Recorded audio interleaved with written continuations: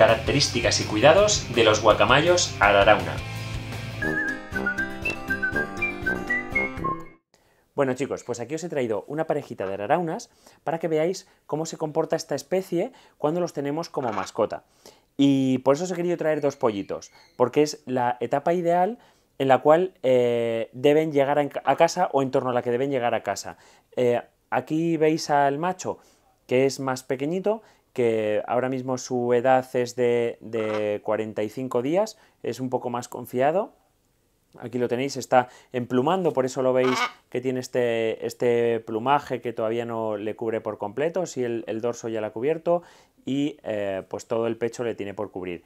Y aquí la hembra, que ya tiene unos cuantos días más, esta hembrita ya tiene 2 meses y unos cuantos días, que bueno, la veis aquí está un poco más asustadiza porque bueno, la hemos sacado de su nido y bueno, os los he traído simplemente para describiros esta especie y contaros acerca de cómo mejor se deben tener en cautividad. Bueno, esta especie de guacamayo es la más común que se tiene como mascota.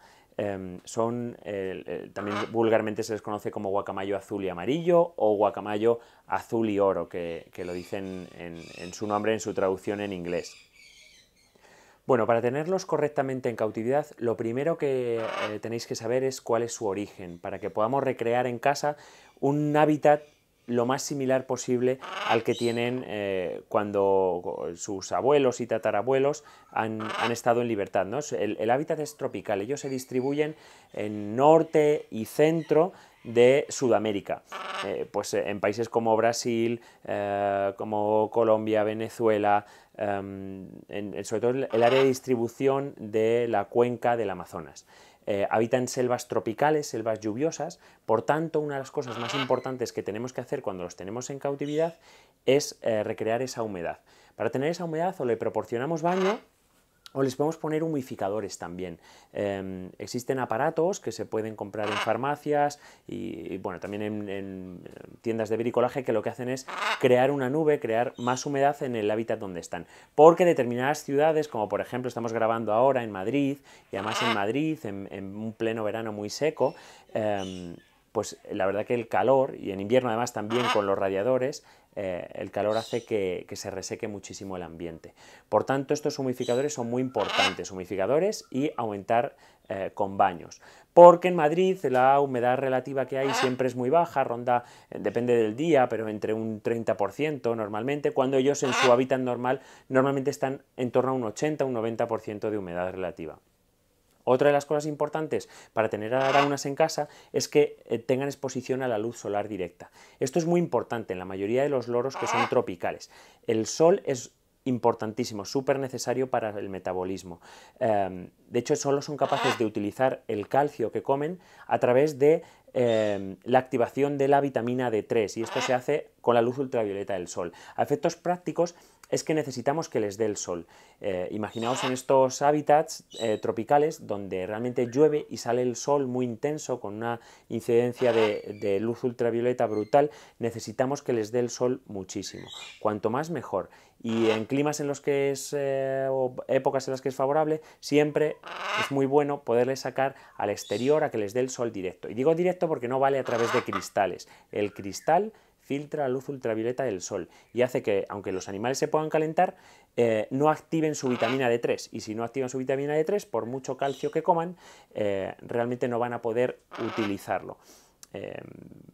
El sol, además, es un fungicida muy importante. El sol, para estos animales, es prácticamente su vida.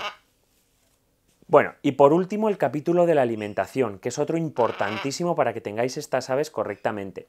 Hay gente que enseguida ve loros y enseguida piensa en semillas, en pipas, en nueces. Bueno, esto es una pequeña parte de lo que debe ser la alimentación. Hoy en día tenemos marcas que hacen grandísimos piensos para alimentar estas aves en cautividad. Y es lo que yo os recomiendo, que utilicéis piensos extrusionados, piensos compuestos, que tengan una alimentación que les proporcione variada, completa y sobre todo equilibrada. Y además en los piensos evitan que ellos seleccionen, porque si pueden, vosotros le queréis proporcionar el alimento, ellos siempre van a elegir las semillas, pero yo siempre digo lo mismo, es como si a un niño le pones un bocadillo de nocilla, o un donus y luego al lado le pones unas lentejas, pues evidentemente se va a ir a por el bocadillo, ¿no? Pues en estos pasa igual, siempre las semillas las prefieren. Y hay gente que además determina que, bueno, como es lo que más le gusta, pues entonces solo le damos las semillas. Pero las semillas no son buenas en exclusiva para su alimentación. Sí se pueden utilizar de premios, pero ya os digo, de base lo que hay que tener es un buen pienso, que se puede suplementar fundamentalmente con fruta y con verdura y alguna pipa. Yo os recomiendo, así como una dieta general que puede ir bien, es por las mañanas ponerle fruta y verdura variada, siempre de esa fruta y verdura evitar estos alimentos que son tóxicos. Recordad que el aguacate, todo lo que termina en ate, aguacate, tomate y el chocolate no son nada buenos para loros. Después le vamos a poner a mediodía, se puede poner pasta cocida, que le podéis utilizar de casa. Pan integral, también puede tomar algún trocito. Y luego estos que utilizamos brotes de soja para ensalada también van muy bien. Y el maíz también va muy bien. Y de vez en cuando, un par de veces a la semana, se les puede poner un poquito de huevo duro, o tortilla francesa sin sal, o incluso pavo cocido, todo sin sal, porque la sal tampoco es buena para los loros, se puede usar. Y dejando el pienso idealmente para la tarde-noche. Las aves cuando más comen del día es a última hora de la tarde. A última hora de la tarde despiertan su hambre porque en la naturaleza realmente le viene todo el proceso de la noche en la que, pues bueno, es un periodo bastante grande en el que no van a tener para comer. Entonces, siempre antes de que anochezca vais a ver que a vuestro loro siempre le apetece comer más. Y nunca debe tener alimentos siempre a su disposición. Yo creo que es un error porque lo que hace es frustrar al pájaro. Imaginaos que vosotros pues vivís ahí en una casa donde siempre en la mesa tenéis un plato de comida puesto. Eso quita el estímulo y muchas veces lo que hace es que el loro al final acaba jugando con la comida. Es mejor que la comida se ponga en periodos que duren media hora o 3/4 de hora y se ponga y se retire. Es decir, vamos a poner por la mañana un poco, vamos a poner a mediodía otro poco y vamos a poner por la noche otro poco. Que ya os digo, por la mañana fruta y verdura, a mediodía se le puede poner pasta cocida, pan integral, un poquito de queso fresco de Burgos, que también es muy bueno, y por la noche su pienso. Y ya os digo que todo racionado y controlado, porque si no hacen demasiado ejercicio, tienen que volar un montón. Yo os recomiendo que vuelen muchísimo porque el volar les ejercita y les activa mucho el metabolismo, pero si no vuelan, entonces no consumen demasiada energía y pueden tender a la obesidad.